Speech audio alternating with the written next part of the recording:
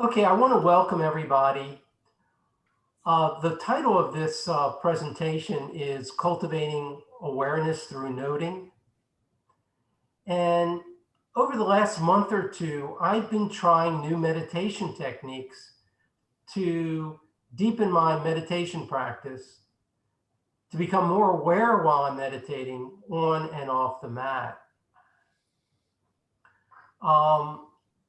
And this presentation is about that, but I thought I'd share a nice an uplifting piece of humor. Whoever said that diamonds are a girl's best friend never owned a dog. So it'd be nice to get off any presentation with a smile and some optimism here and thinking of the good dogs you may have known throughout your life. Hi everyone and welcome to today's video. Today we're gonna do a Qigong face massage. A face massage is And we just completed the Qigong. Did you hear that in the background where there's another Qigong starting? Yeah. We just completed the Qigong. And I'm going to give a talk first before we do the meditation. It's unusual for me to do that. The first half of it is what's the problem? Clearly define, we're meditating. Why should we waste our time meditating? What's the problem we're trying to solve? And then the second part is really about all these different techniques of how we wind up doing it. Then I'm going to take you through a long, at least 20 to 30-minute guided meditation. And then we'll go through the discussion and tell jokes and gain our personal experiences if you want to talk about it, whatever questions you have. But right now, what I'd like each one of you to do is to think about what bothers you. Maybe you haven't been to your favorite restaurant, or what's going on in the news in today bothers you, or you're having trouble with a relationship. Just think about that, and I'll be asking some questions for you to ask yourself and think about as we go through. Whatever situation bothers you, is it fair? It probably isn't. Life isn't that way. What emotions are triggered? Are you angry, uncomfortable, fearful? What are the emotions that are triggered? And when you think about it, how does it show up in your body? Is there tightness in the chest, increased blood pressure rate, pursed lips? Actually, right now, just close your eyes and how are you feeling? Check in your body. Is your chest tight?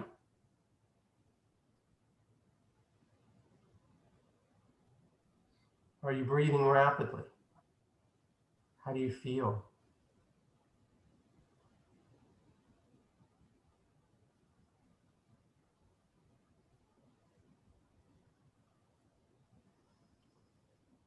For me, I just feel a little bit of tension. What I think is happening is I'm going to be giving a talk. I'm always self-conscious. Am I going to say the right things? A little anxiety, and I feel it in my body.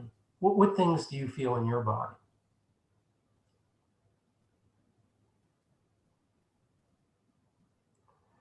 Okay, I want you to look at a cartoon. I'll describe it. This is a picture of me and my family on our family trip to enlightenment. And I'm the young kid in the background who's saying, "Are we there yet?" And I was initially going to just show this because I thought it's funny and I like to have some funny things in my talk. But I thought this was very, very profound.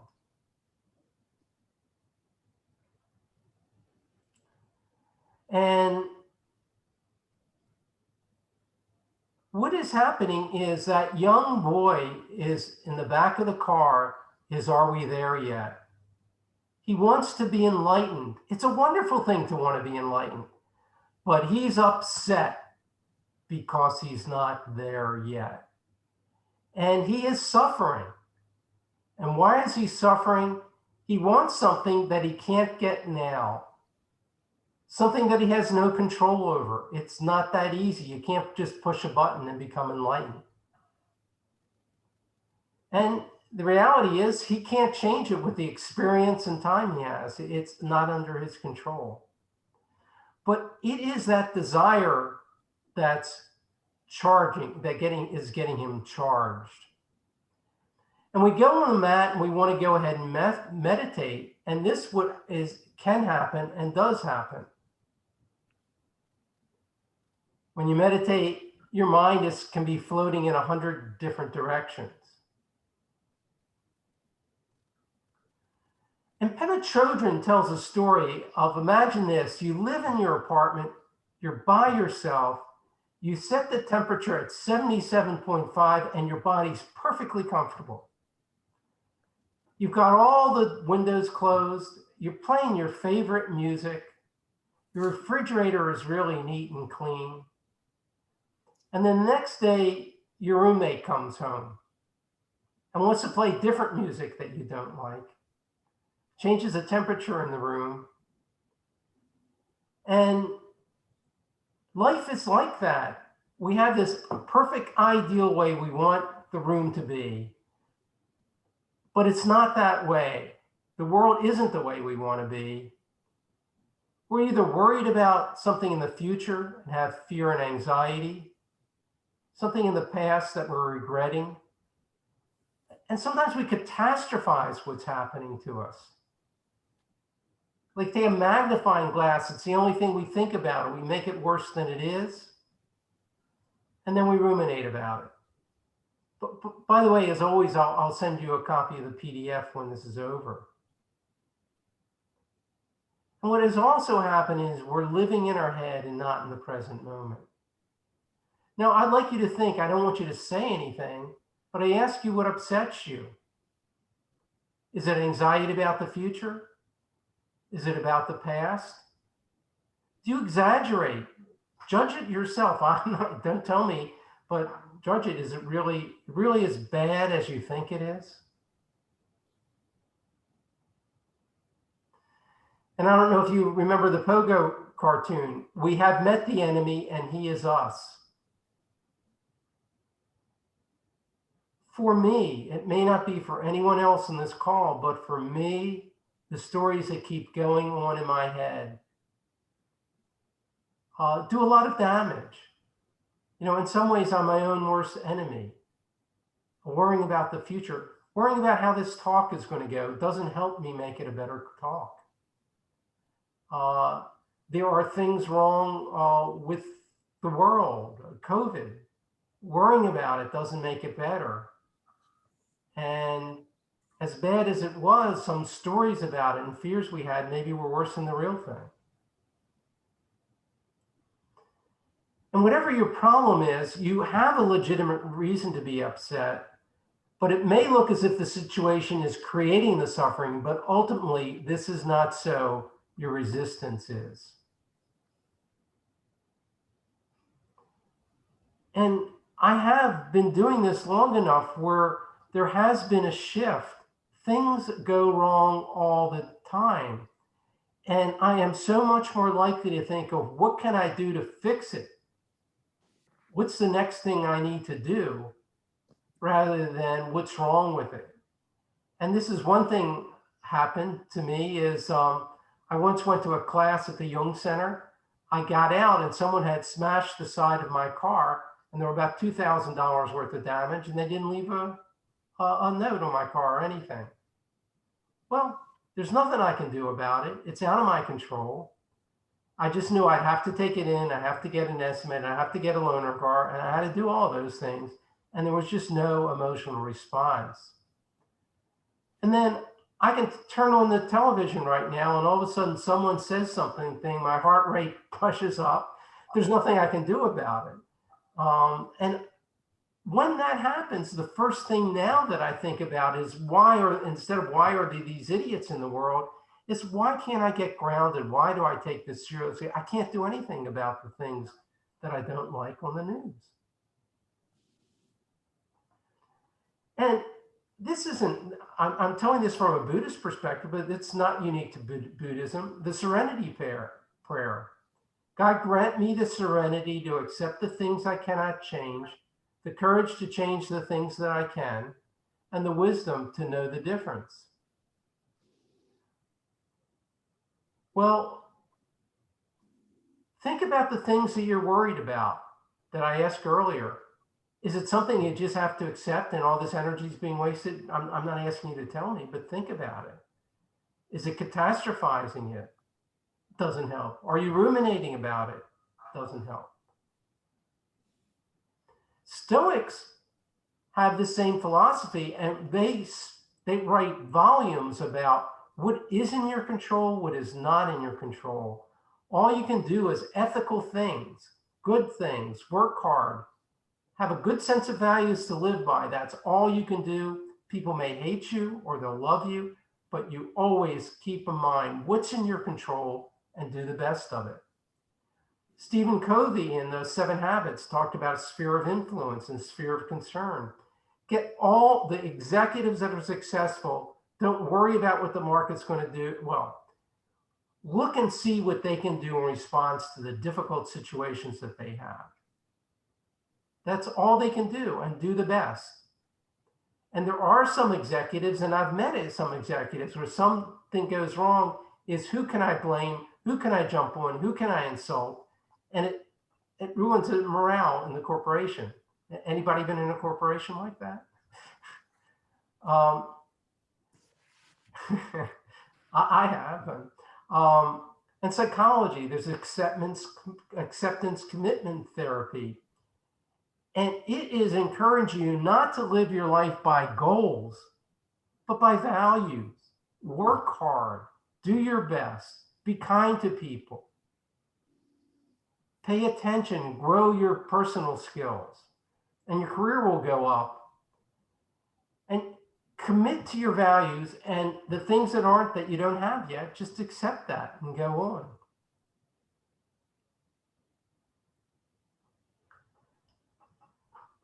But we know with the story at the beginning with a boy, we're not enlightened yet. The more we crave, the more we suffer, and stopping craving is the challenge. And I would like to define, wanting to be enlightened is a good thing. I'd like to define desire and craving as being so unhappy unless you get what you want. So when I use desire and craving, it has that little connotation that you're going to be very upset until you get what you want. Aspiration, I'd like to define as you're motivated, you're dedicated, but you will still be optimistic, confident, working hard on things, independent of where you are at this current state, independent of the outcome. And if your aspirations are to be a better meditator, to build yourself, to grow, to cultivate personal skills, you have a lifetime of constant improvement, and you can always feel good. And there's a saying in Buddhism, the path is the goal. Well, the path is to be a good person. The path is to live an ethical life. The path is to be aware and concentrated and have mental discipline. And the path is to understand that we get upset about things we can't do anything, and be aware of that and be able to do something about it. But if you're driven by goals, I want to be enlightened tomorrow, you're likely to hit misery after misery. And essentially what I've said is really reframing the Four Noble Truths. First, there's suffering, and the boy is suffering. He wants to be enlightened. And by the way, the Buddha didn't speak English. He used the word dukkha. And it really is this sense of dissatisfaction. And scholars don't like the translation of suffering. It's dissatisfactoriness, which is maybe hard to grasp.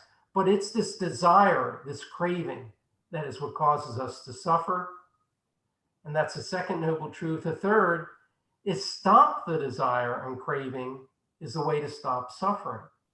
And the fourth noble truth is that there's an eightfold path, which is 8 different items. One is really about wisdom, right livelihood, right speech, right action. It's living an ethical life. That's the second one I have up there. But wisdom is another section where they have right view. And right view there means understand that, as Pogo said, we are the problems ourselves. Why am I reacting the way to what's happening is the real question, not why is the world unfair or uneasy. And the third part of it is really what we're going to talk about for the rest of the lecture, and what we're going to do in the guided meditation is to concentration. And there's right effort, right mindfulness, and right meditation. But they're all things about having a very constructive meditation practice. And that third wheel of concentration, there's a quote here from Eckhart Tolle: focus your attention on the now and tell me what problem you have at this moment. If you are absorbed into the sense of your air coming in through your nostrils, absorbed into noticing the sensations in your fingers or your toes, your problems will your sense of your problems will go away. The problems don't go away. Life is unfair. There's difficulties in the world. There's injustice. There's sickness. But you physiologically will be liberated from that pain, the physiological response. It opens you up to a sense of optimism. It opens you up to a sense of equanimity and peace, a sense of well-being. And if we can, the goal is really to continually have a sense of well-being in spite of all the things that go wrong with our lives. So the way we liberate ourselves from the suffering through concentration is to meditate. And meditation is kind of complicated. If we do it too tight, we'll get frustrated and feel we're not doing well. If we do it too loose, we'll feel we'll lose concentration. And it's just like tuning a violin. You have to make sure it's not too tight or not too loose. I'm going to give you, in this guided meditations, there'll be points in this where I'm going to ask you to do things. It'll be so complicated you can't do it. And if you really have a lot more time to do the things I'm telling you and practice this over and over again, you're going to get better and better at it, and it won't seem too difficult. So I'm going to take you through 3 major phases, different approaches in meditation. One is going to be just grounding, which may be the simplest and easy for you to do, but it doesn't really help your concentration that much. It's too light. Then I'm going to get a little bit tighter with having you focus on your breath, be aware of intention, attention, and awareness. And then we'll go through to open awareness, which takes a tremendous amount of concentration and focus. You may not be able to do it, but if you can hold that amount of focus for any experience of any amount of time, for me, it brings you down to the most focused space. And the trade-off is the more difficult you can make it, the more things you have to concentrate on. And when you're able to do that, that's when you hit the peak experience of really be concentrated. And that's what I hope there'll be some experience of that throughout this guided meditation I'll take you through. And if not, you have an example of some meditation that might help you get there. I'm going to record this, I'll make it available to you, and you can use this. And these are techniques. They're training wheel techniques. And like when you ride a bicycle, you put down the training wheels and it stops you from falling over and you feel secure. As you get better and better, you raise the training wheels off. And when you know how to ride a bike, you don't want the extra weight on there. It's a pain in the neck. And all these things I'm telling you I'm going to do through the guided meditation. And if you can do it without interfering, it can help you get focused. At some point, you may find it too difficult, but these are a bunch of techniques you can keep in mind and try throughout your meditation. And intention has two different really uses. One, what's your intention for sitting down and doing the meditation? If you really, the first thing you sit down is, I want to be more kind and loving to my friends and family.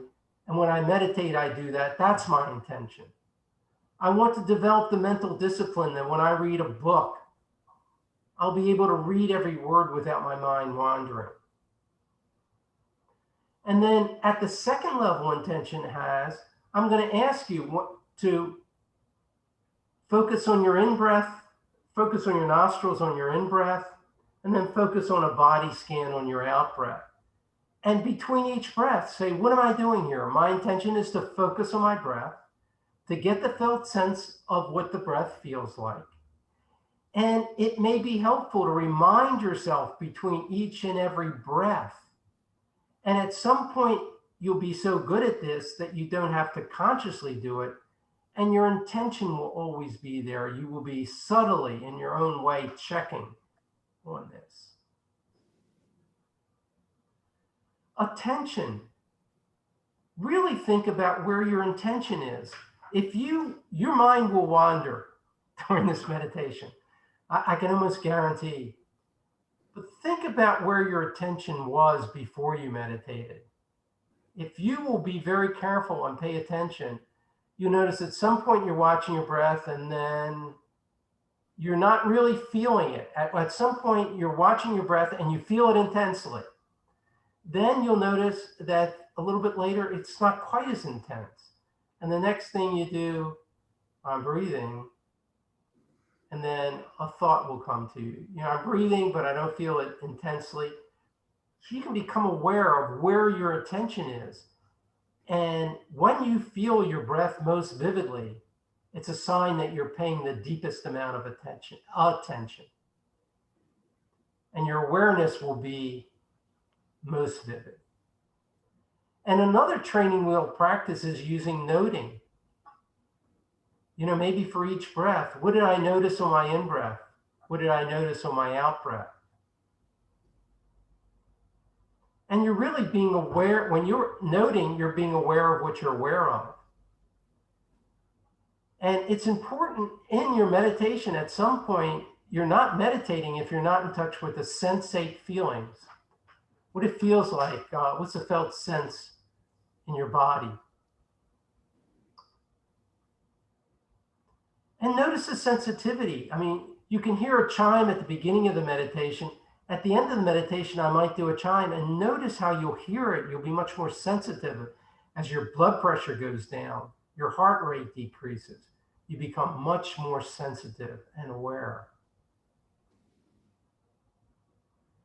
And the granularity, you know, you notice your breath. Well, you notice the beginning, the middle, the end. How detailed is it? Is the sensitivity to get stronger or weaker? You know, can you notice a change in intensity over time? And this is granularity. So these are a whole bunch of things that I hope can strengthen your practice.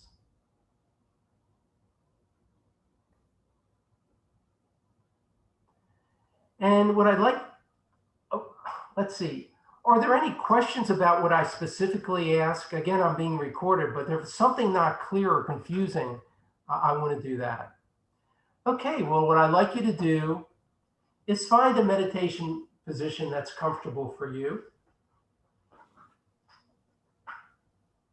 For me, it's with the feet flat on the ground.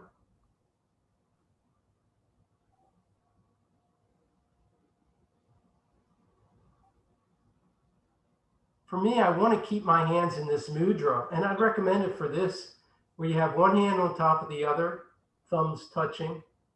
I'm not sure if you can see it well, but that's a mudra, and I like to do that. It gives me a sense of focus. If you feel comfortable, close your eyes. Actually, later on, I'll ask you to open them.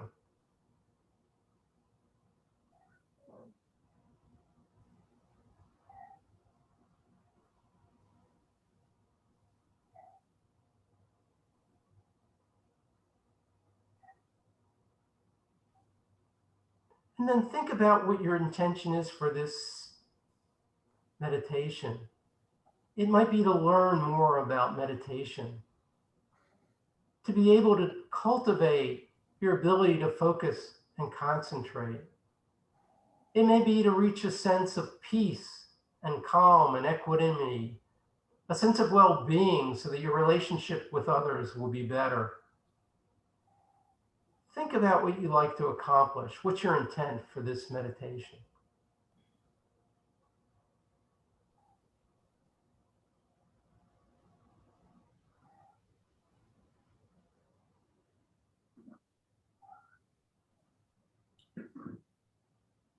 And now check in with yourself. Again, check your chest.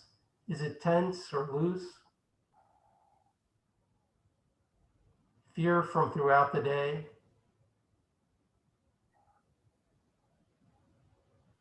Are there thoughts going in your head? Or are you relaxed or calm? Just check in.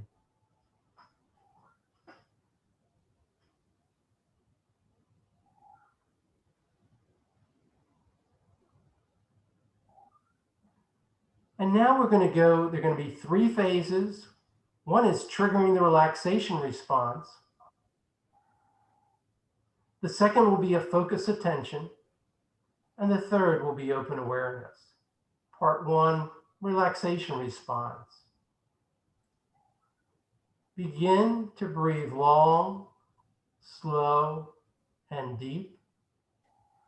As long and slow and deep as you can. And what I'd like you to do is count to any number that's comfortable for you on the in-breath and count to the same number on the out-breath. Try and balance the amount of time you're spending on the in-breath and the out-breath. And find a number that's comfortable for you.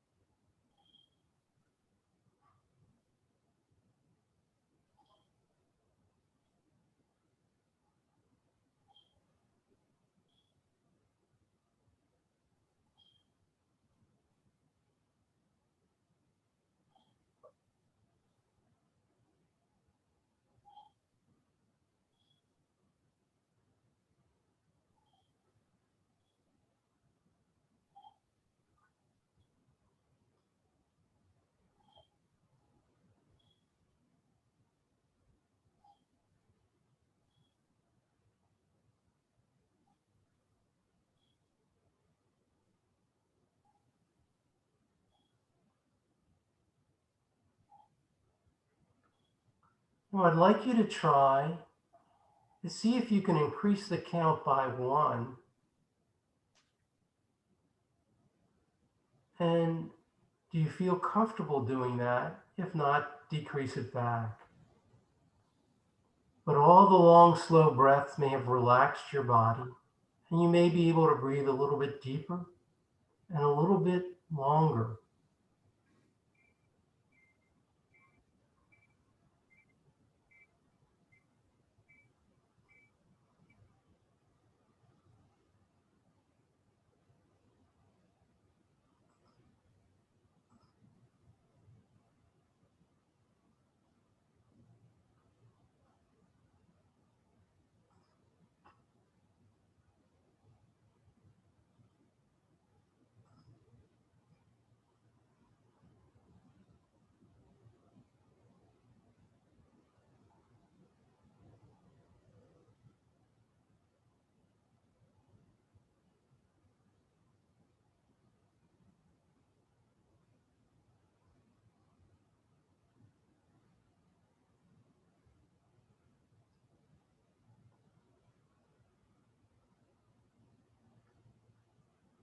The long, slow breath is skillful means.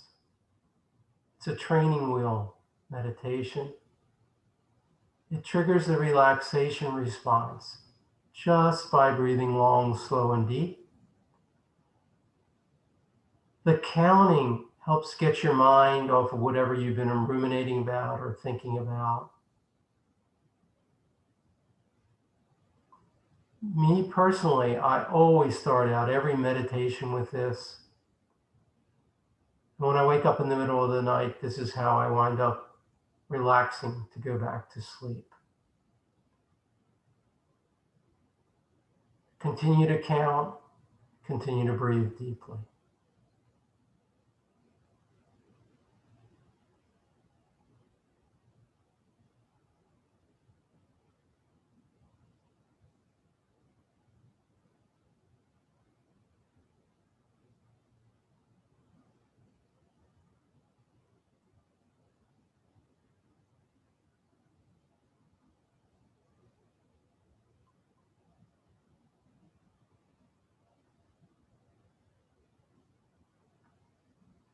Now what I'd like you to do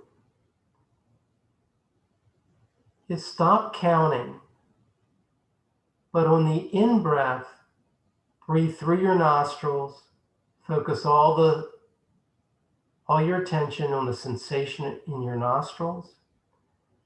And as you breathe out either through your nostrils or your lips, but I'd like you to do a body scan where you try and feel the sensations on your forehead, your face, your arms, your torso, your legs, your feet. Breathing in, focus on the felt sensation in your nostrils. Breathing out, a wave of sensations from the top of your head to the bottom of your feet. If you notice that your counting keeps going, it's okay. Try as much as you can to make the felt sense your primary focus.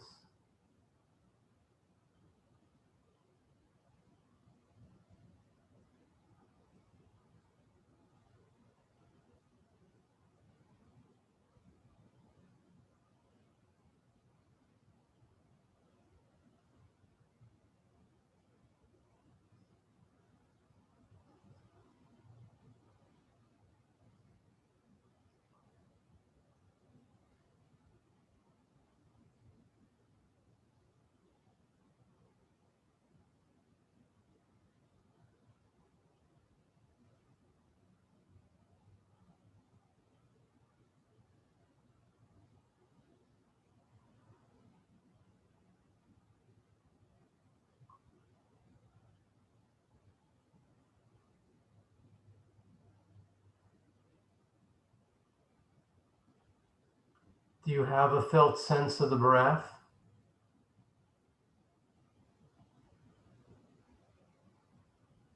Are you just telling yourself to focus on your in-breath,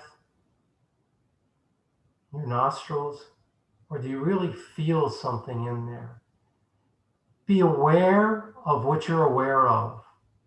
If you feel nothing in your nostrils, that's okay. That's awareness. You're aware that you're not feeling it.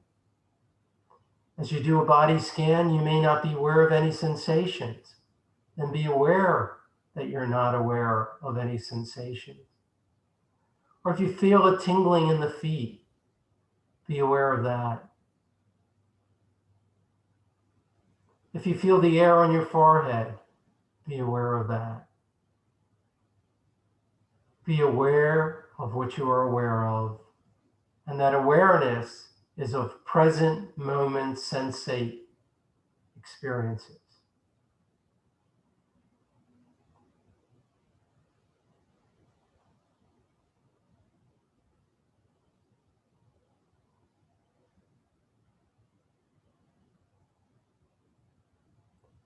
Now we're going to take down all of the training wheels, go to phase 2, which is focus meditation. And I want you to focus on your nostrils on the in-breath and out-breath. and notice the sensations there. Don't control your breath. Breathe naturally. This is focus meditation.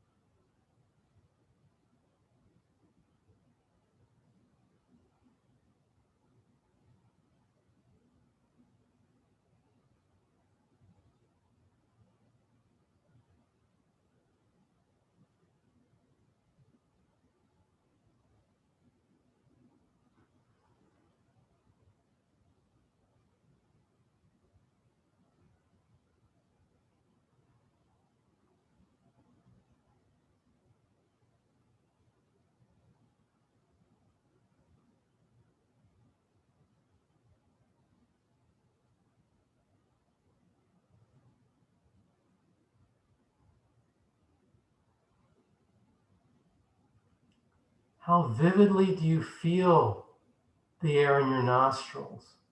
Be curious. Have the intention to pay attention to the sensitivity of your nostrils. Be aware of what you're aware of. Is the feeling more intense at the beginning, at the middle, or the end? Be curious. Is it more in the right nostril or the left nostril? Be curious.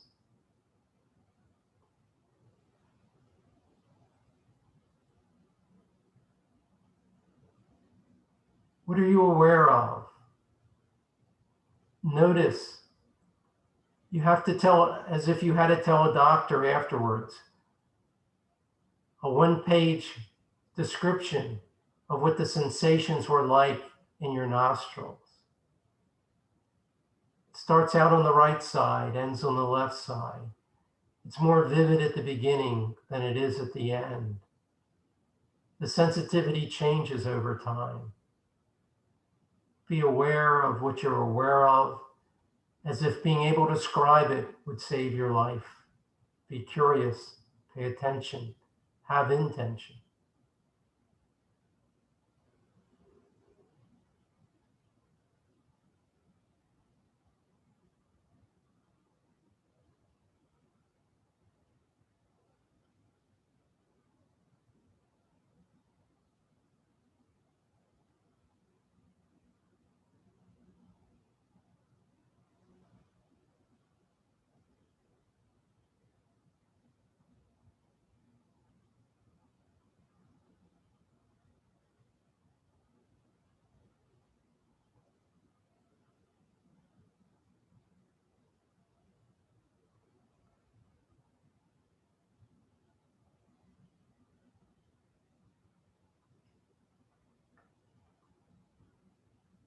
Waves of experience will pull you away from your focus and concentration.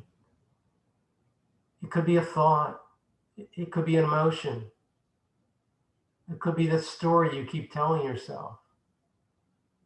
Just be aware. If you're aware that a thought's arising, you're aware.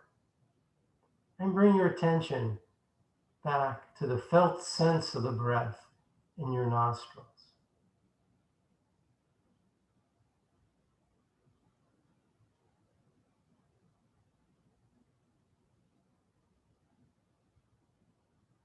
This is focus attention.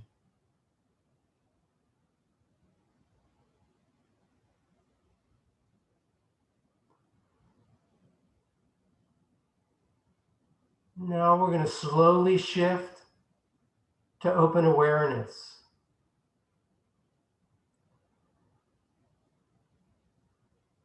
It takes a lot of time and focused meditation to be able to do open awareness.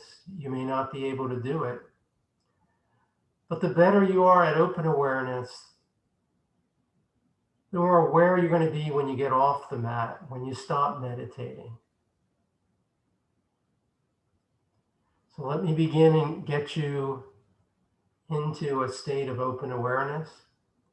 First of all, breathe naturally, focus all your attention on your right thumb. Focus your attention on the left thumb, the right thumb. And now as you're focusing your attention, what do you notice? What are you aware of? Can you feel the air on it? Do you feel tingling? What are you aware of? If you don't feel anything, that's okay. But what are you aware of? Change focus to the left thumb. What are you aware of?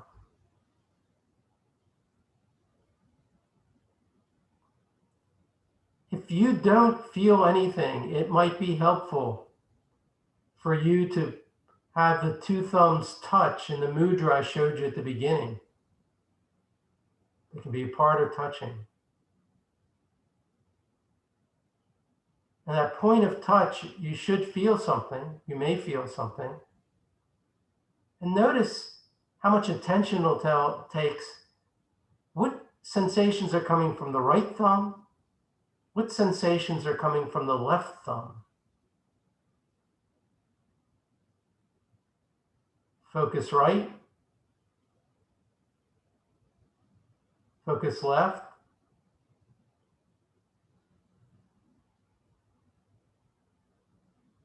Focus right. Focus left. See how quickly you can change your focus. It takes concentration. We're building up concentration. Like we do weightlifting, builds up your muscles. This builds up your concentration. See how rapidly you can distinguish right thumb, left thumb, right thumb, left thumb.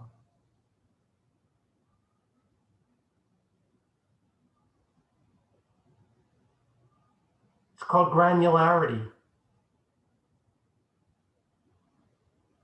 Can we break up our sensations in milliseconds?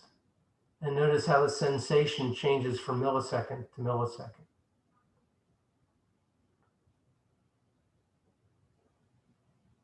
Now expand your awareness to where you feel both thumbs at the same time.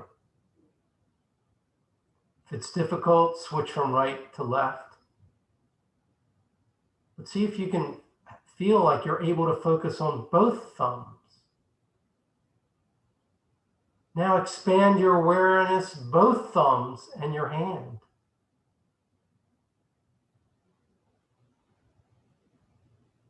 Notice any tingling in your hand or your thumbs, or the touching of the bottom of one hand as it rests in the other, the point of contact between your two hands. Focus on the concentrations, your hands and thumbs. Expand with your arms, your torso, your face, your legs, your feet, the whole body, the whole body.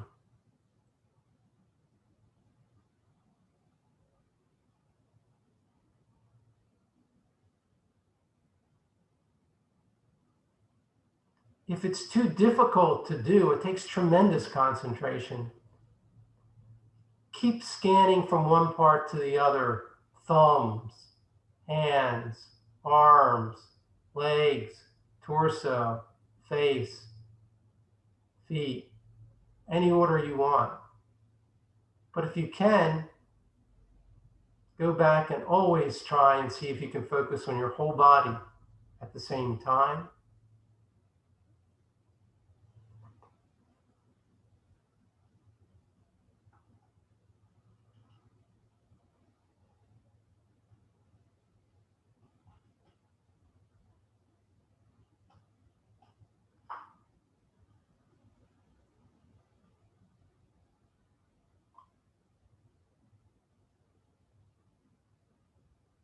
Now expand to the sounds in the room.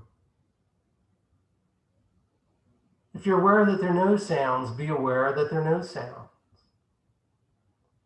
And if you can concentrate on the sounds and your body all at the same time, do that. Be aware.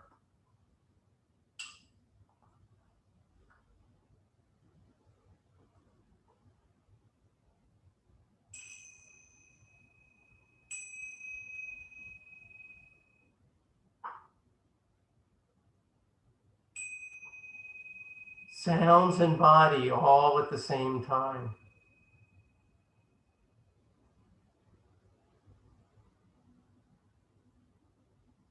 Thoughts. If you're aware of a thought, be aware of that.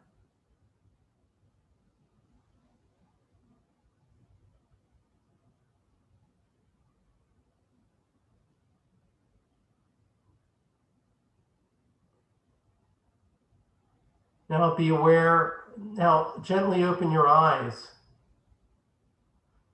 And at first, place all your attention on the felt sense.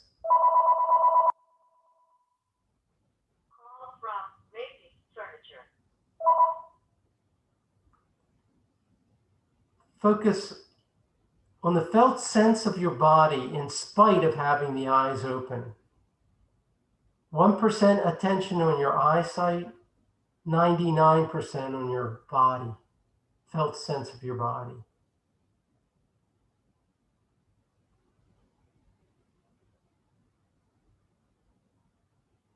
See if you can as vividly feel the sensations as you did when your eyes were closed.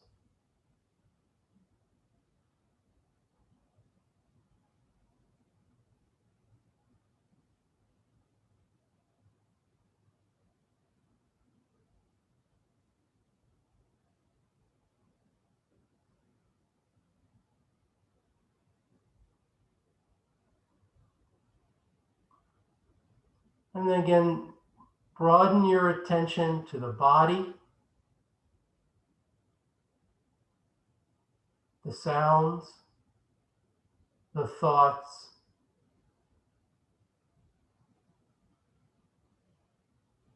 and whatever you're seeing. And now do a noting practice. I notice a little tension in my chest. I can feel tingling in my legs. I hear my voice speaking. There's a car outside. I hear the noise there. Be aware of what you are aware of and note it.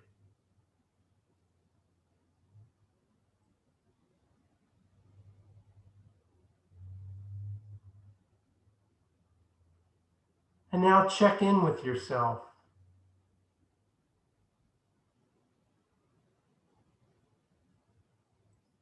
Do you feel more relaxed than you did before we started the meditation?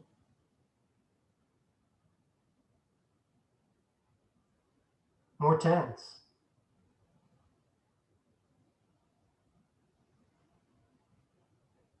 Could you get out of your seat and walk right now with this same level of awareness as you have for your body while you're walking around?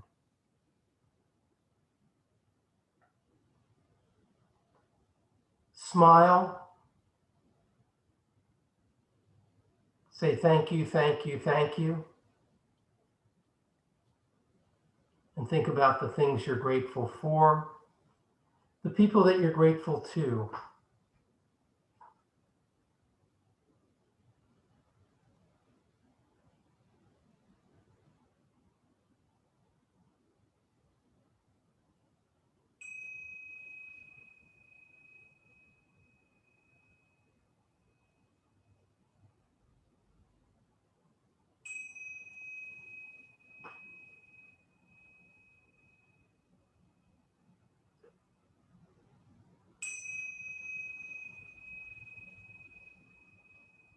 And when you're ready, stretch out.